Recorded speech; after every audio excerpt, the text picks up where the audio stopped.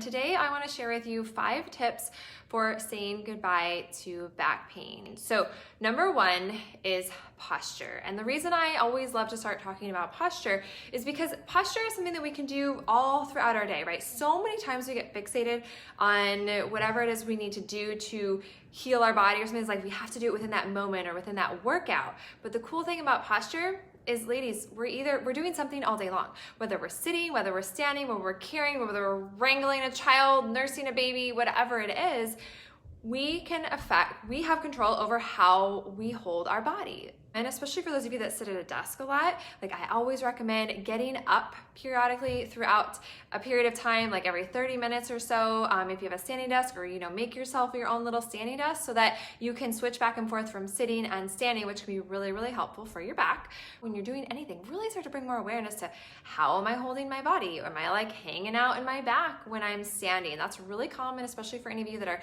carrying little ones and you kind of, jet the hip out, and we tend to let everything just like rest. We're resting on our joints, right? We're not really using our body and our muscles and our fascia to help hold us up, right? So that's where pain can really start to come in, and then we can start to get imbalances, and then before we know it, we start to get pain, specifically back pain. Okay, so number 2 is to untuck your pelvis. So yes, this has to do a little bit with posture, right? So really starting to be aware, ladies, are you tucking your butt underneath you? So really common one, it's a really common cue that's still taught in fitness a lot with doing squats and things like that, is we want to tuck the pelvis, or we want to thrust the pelvis forward, right? We want to really be careful with that, because that can leads into number 3, which is we've got to stop and really work to avoid gripping our glutes.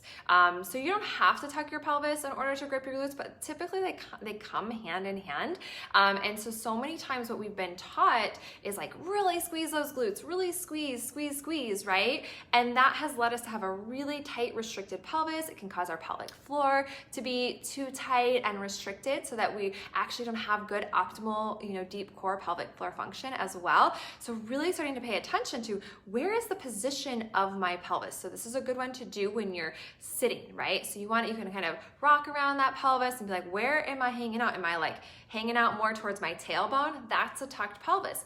But ladies, when you go to work to correct it, don't overcorrect, because sometimes I'll get women that are like overcorrect too much forward, and then before you know it, they're like hanging out in their low back. So we have to find this like fine balance, and maybe you're not able to get exactly where you want to be right away, but it's like that we're working in that direction. So hopefully that's making sense, right? So you want to be right up on those sits bones so we can start to feel our core working, and we've got to really lengthen tall. And then paying attention when you're standing where your pelvis is, but then my number 3 point is, when you're standing, are your glutes just really tight? Or when you're doing your exercises, are you really forcing all the movement with your glutes, which means then your deep core isn't working correctly, your pelvic floor isn't working optimally, and we're probably jamming our pelvis forward, and maybe our hamstrings aren't working. That's a really common one. A conversation that came up last night on my core rehab coaching call with some of my students is like, okay, let's check the hamstrings.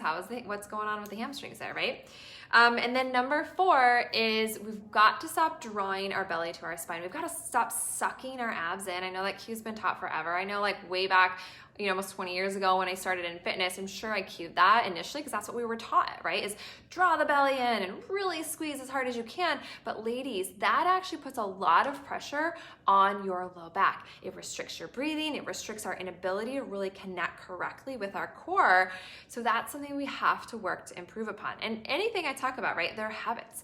So don't be hard on yourself about it, right? It's one of those things where I talk about all these things, not for you to ever be hard on yourself. I talk about them because I need to bring awareness to them. If we never have awareness about what's going on with our body, we can't ever do anything about it. And that leads us into number 5, which is learning how to properly connect our pelvic floor. So I'm not gonna go super deep into it because I'll talk about it all day, but I wanna share a couple little pointers. And so if you can work to do the 4 other ones that I talked about, posture, making sure your pelvis isn't tucked, making sure you're not gripping your glutes, really working to avoid sucking your belly to your spine, then we are able to now breathe deeper. And again, this stuff takes practice, and recognize that, we've got to work to connect correctly with our pelvic floor. diamond at the base of our pelvic floor. We want to think about our pelvic floor as that diamond shape. And so when we go to connect that pelvic floor, we're thinking of all 4 points lightly drawing towards each other. So at the base, lightly drawing towards, and then we're gonna lightly lengthen upward all the way through the top of our head.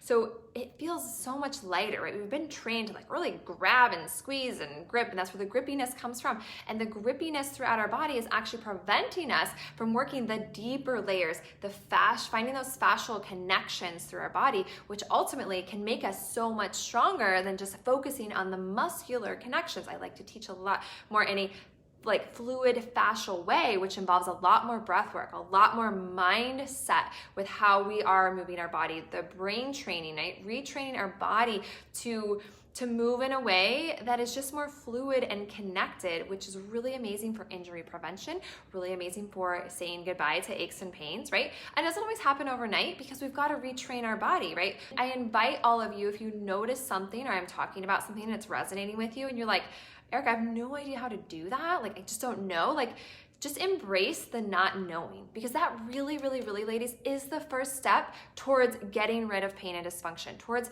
healing your body no matter what we're talking about. But back pain is such a common one. And so I just invite you all, like, be kind to your body, give yourself grace, and recognize that if our paths have crossed, there's probably a reason for it. Maybe this is just good timing for you where you're like, yeah, I've been dealing with this back pain for a long time, or no, maybe just the back pain has just started more recently for you.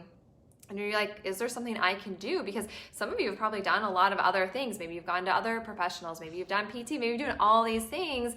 But what we've got to really work on is like, I love to take such a full body approach to how everything is connected with the body. And that's why we have to work to do these different elements.